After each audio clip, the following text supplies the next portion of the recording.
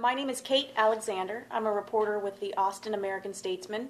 Welcome to our debate between the candidates for the House District 48 Republican primary. This is a race to represent Northwest Travis County in the Texas House of Representatives. The District 48 seat is now held by Democrat Donna Howard. With me are two Republican primary candidates, Pam Waggoner and Joe Donnelly. Pam is a Leander School trustee, and Dr. Donnelly is an emergency room physician. The winner will face Howard as well as Libertarian Ben Easton this fall. Election day is March 4th, which is also the day that you can cast your presidential primary vote. So let's get started. The first thing I'd like to ask, and Pam will go first, I'd like you to introduce yourself, please. Tell us who you are and why you're running. Okay. I am Pam Waggoner, and I'm running for the House race in District 48. It's a serious race, and it needs a serious candidate with the background to relate to and speak to the concerns of the people I wish to serve. I am a proven and tested leader. I am a current precinct chair. I've worked in previous House candidates' campaigns, and I've stepped aside for others to run when they were more qualified. I've worked in the grassroots efforts of Get Out the Vote. I have a proven history of electability. I am for lower taxes and limited government. I am pro-life, and I am for traditional marriage. Thank you. Dr. Donnelly? Good morning. I'm Dr. Joe Donnelly. I'm a Republican candidate for District 48. I've lived in the district for over a decade, working as an emergency physician, caring for the people in the district. I'm married with 3 children who utilize our public schools. My campaign focuses on traffic, health care, and education. And if thoughtful representation on these issues is important to you, then please consider electing me to represent you. Thank you. Next question, this is for you, Dr. Donnelly. Okay. What is the biggest challenge facing Texas public schools, and what would you do to address it? Thank you. I think I've worked as a school teacher, and so I have some familiarity with the issue. I think school choice is going to continue to be an issue that is important to our state, and getting the funding to the classroom. Right now, some estimates are that we only have 57 cents on the dollar actually making it into the classroom. I think we need to improve academic standards. We have the 3rd lowest SAT scores in the country, so there's clearly room for improvement. I think we need financial transparency. We need pilot programs, and we need to allow differentiated pay. And a quick follow-up for that, do you think that Texas public schools are adequately funded? I think the money is available to do the job, and I think we need to get the money into the classroom. Okay. Same question? Yes, same question. Okay. Of course, education is a priority for me. I've worked in it for the last 6 years, hands-on. I would look to cut spending first before looking for additional sources. This means cutting the frivolous programs and the pet projects, not necessarily raising taxes again. We must make choices, as we do in home and at businesses, to use our dollar more effectively in the classroom. We must allow school districts that actually meet the measured results that the state and the federal government set out more freedom to allocate the funds independently. Local control can produce a better results from our students. Thank you. This question is for Pam. Okay. There have been several attempts in recent sessions to limit local property taxes. Do you support those efforts, and why? Well, sure. People need to be able to own their home, and it's very hard to own a nice home and pay high property taxes too. And the government did take initiative in doing that the last session and cutting property taxes down to $1 to $1.06, depending on the enrichment taxes per $100 of value. So I absolutely support cutting property taxes and finding alternative ways to use our money right. I'm not so sure we don't have money in the school system is how we allocate the money that we need to look at. And so how would you propose limiting those property taxes? Well, they have been limited to $1 to $1.04 per $100 of value. I'm sorry, beyond schools. Also the... Oh, well, there's other ways you can do it, like appraisal caps. We can look at the appraisal caps again. Again, it's at 10%, I believe. There's a pretty good movement going on to reduce that down to 5%. I don't believe that's outrageous to ask and something we definitely need to look at, and that certainly can save some property taxes for our homeowners. Okay. Same question to you, Joe. I think that the property taxes have become excessive recently based on the escalating appraisal costs for the homes. So I would like to lobby to prevent future unfunded state mandates on local government, and I think there should be a cap on property tax. Okay. This is for you, Joe. One of the biggest issues at the Capitol these days is going to be the Speaker of the Texas House when the legislature reconvenes in 2009. Right. Where do you stand on Speaker Tom Craddock's reelection bid, and why? I think that anybody should be a candidate, just like I'm a candidate for this race. And so I think that the reasons I had supported Tom Craddock in the past include his reform of lawsuits and his balancing the state budget. So I would support him to be reelected as Speaker. Okay. And Pam? Well, I do not think an incoming legislature should make that decision without sitting down and talking to both sides of the parties, meeting with Mr. Craddock and Mr. Craddock's staff, and meeting with the other legislatures that seem to have some issues with Mr. Craddock. I think it's important we listen to both sides and do what's right for Texas, and at this time, I have not done that and cannot make that decision. So, given that you're undecided, what are the factors that you would take into consideration when making that decision? Well, again, that's the discussion, the conversation you have to have with Mr. Craddock and his people. We can go back over his record as a legislature and as a Speaker of the House, and he's done some very good things for Texas. But that aside, you have to look at his record and his relationship with the entire Congress on how to get things done. That would be important. And I feel it's very important to talk to both sides before making that decision. That's why I have not reached out and contacted Mr. Craddock or his people. And I'm going to leave that open for a freshman legislator like myself to make sure I'm educated on that discussion before I make that decision. Okay. Pam, this is for you. Okay. Last year, the legislature limited the Texas Department of Transportation's ability to contract with private companies to build and operate toll roads and take the profits. So the issue is likely to come up again in the next session. Where do you stand on privatizing toll roads? Well, I am opposed to turning existing paid-for roads into toll roads. I think once a road is paid for, it is paid for. I'm sorry, it is paid for. But I am not opposed to building some new toll roads in order to bring in some new economy into the state. But once the roads are paid for, I believe the toll should go away.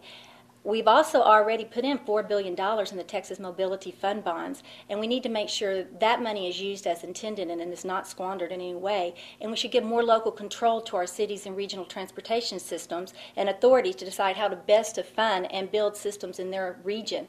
They would know best. I'm always for local control in these issues. Okay. Joe?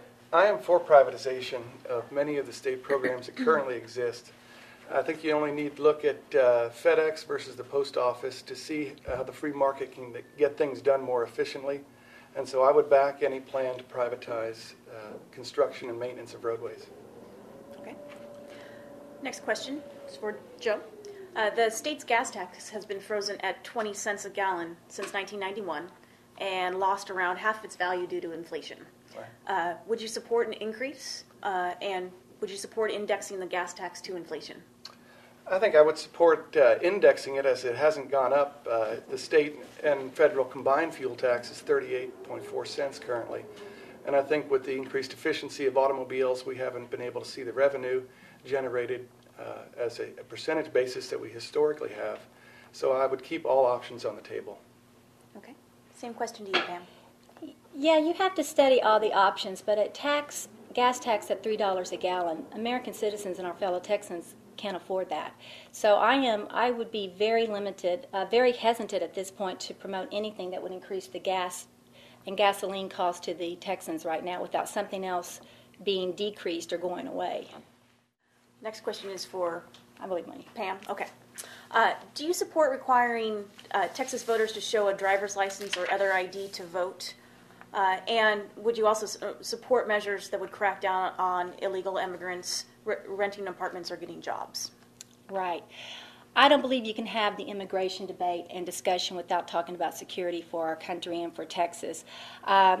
Yes, I believe we should show ID when we vote. That is very important. And why wouldn't you want to know who's out there voting and making sure everybody is legal and that they have the right documentation in order to vote? I think that's very important for our country.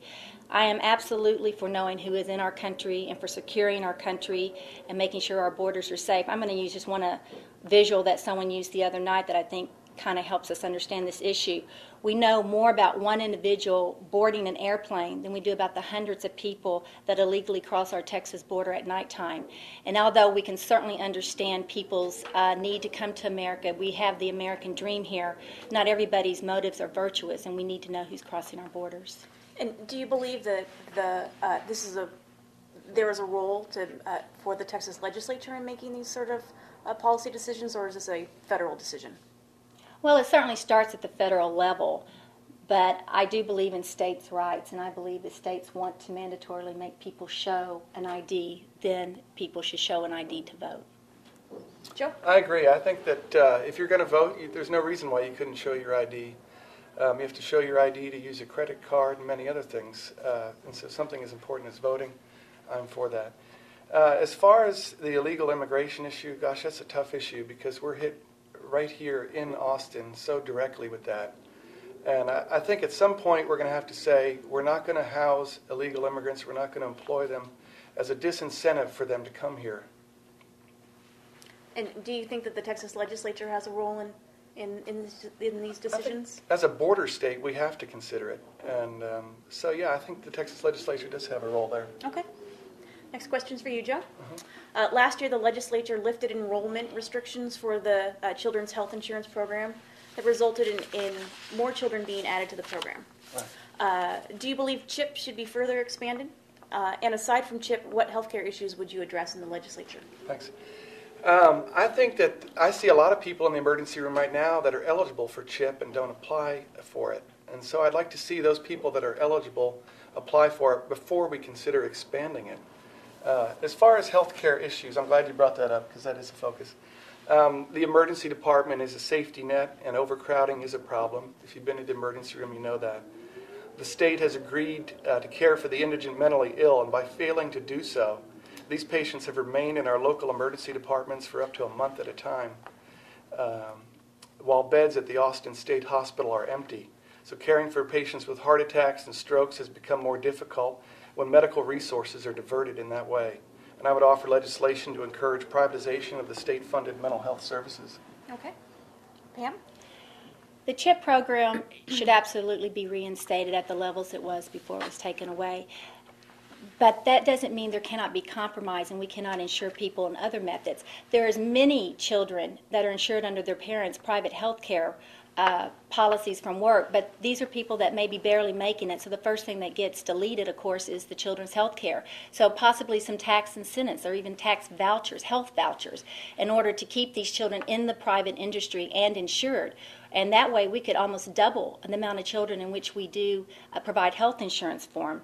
And I'm also concerned about health care. A little bit different angle than Mr. Donnelly is, though. I believe you've got to be able to provide affordable health insurance for the people and advertise it, and then they will seek out good health care. And once they seek out good health care and good medical doctors, this can open up room in our hospitals and in our emergency rooms for those who really do need that. So I absolutely support some alternative delivery of care, possibly some retail outlets and other ways to provide that care where doctors and nurses, nurse practitioners can use their talents to benefit our society. Okay. Next question is for Sure. Pam. Incumbent Donna Howard has been working on ways to cut down emissions from coal plants that are from about 100 miles away because they could affect Austin's air quality. The Republican leadership has stood behind these plants, saying they're a source of cheap, reliable power. Would you fight for the coal plants or against them? Well, again, I don't think it's a yes or no question. I think you have to really study the issue. You have to study the benefits along with the consequences. And if the consequences truly are a consequence to human health and the people that live around there really have a health issue, then you have to think of that first. People's health is more important than any coal plant that can be built. But I think we should always be looking for alternative fuels and renewable energy sources in this city, in this state, in this country, because we have to have clean air and water for our future, and we have to be able to provide energy for our lifestyles that we live. Joe? I think we should fight for things rather than against them. I would fight for, as Pam said, renewable energy sources.